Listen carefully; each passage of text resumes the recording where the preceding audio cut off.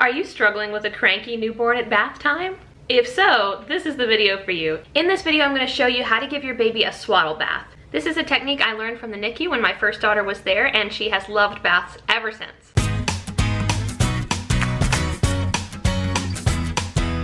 If you are new here, hello and welcome. My name is Jenny. I am a teacher, mom, doctoral student, and now a mom of a 2-week-old named Mina. And I'm going to show you in this video how I give Mina a swaddle bath. Now, swaddle baths are reserved for after their umbilical cord stump falls off, and funny enough, hers fell off yesterday, and we actually found it in her pajamas, so it's right here. So now we can actually give her real baths per our pediatrician. You're going to want to ask your pediatrician when you're able to give full baths. Otherwise, before now, you should be giving sponge baths and not getting the stump wet.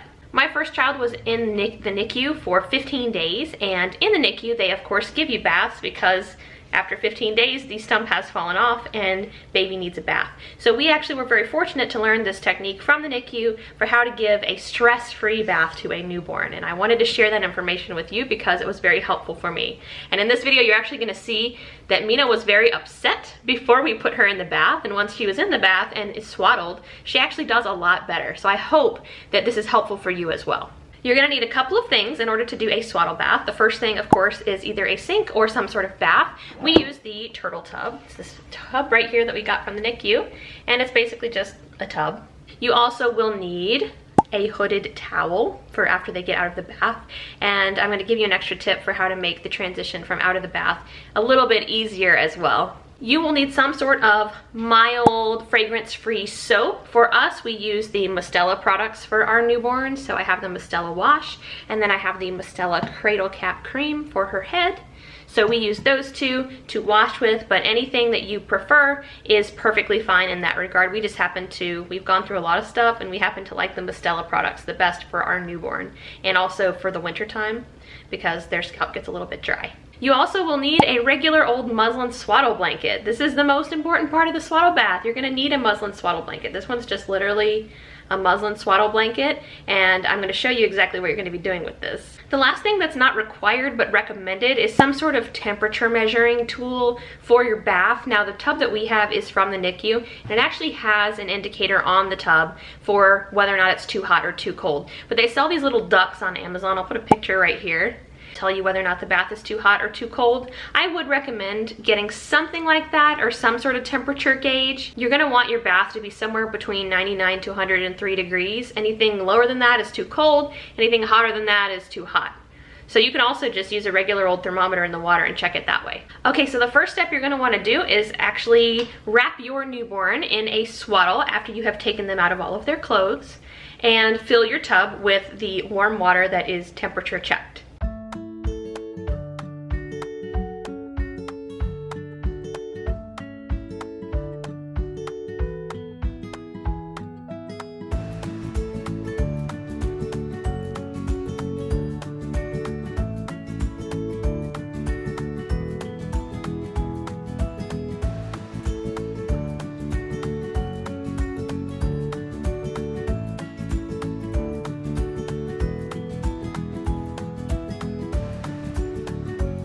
Once you've done that, you're gonna place your newborn in the swaddle into the tub, and you're going to keep them wrapped up except for the appendage that you're washing at the time. And my big tip for you is to keep the head for last, because they tend to fuss with the head even with a swaddle bath because it's a large area and it gets cold. So leave the head for last.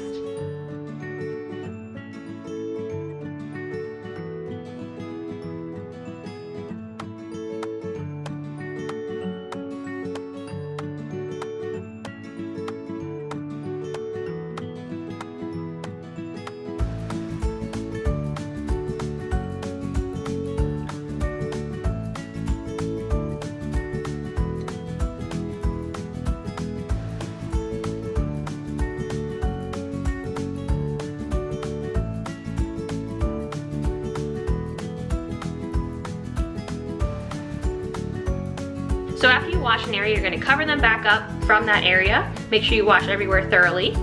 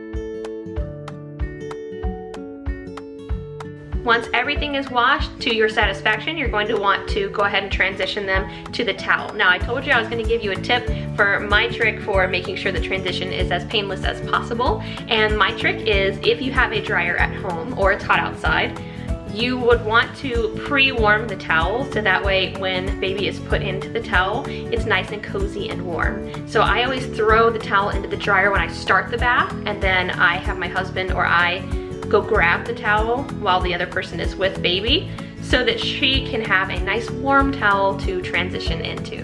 Now, that's not required, of course, but I have found that it is particularly helpful for the lack of screaming that might happen at the end of the bath when they get out and they're a little cold.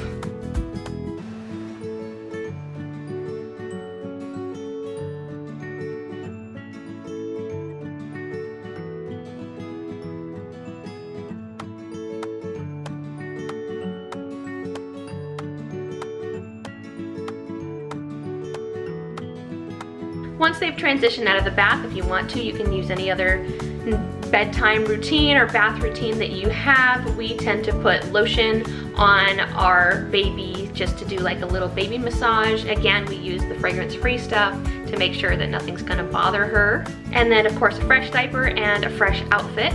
The hooded towels are good though, because like I said, they get really cold from their heads, and you wanna make sure that you have that head covered so that they don't get really cold from that. I hope that this brief video was helpful for you to see what kind of a bath we give our newborn and how to make bath time a little bit less stressful for you as a new parent. If you like this video, give it a thumbs up and consider subscribing. I know I look tired, but that's the 2-week-old life, and I would love to have you along for the ride. I'm going to be recording all sorts of videos about her development, my 16-month-old development, and how to get through all of this craziness together. I appreciate you watching, and I'll see you next time. Take care.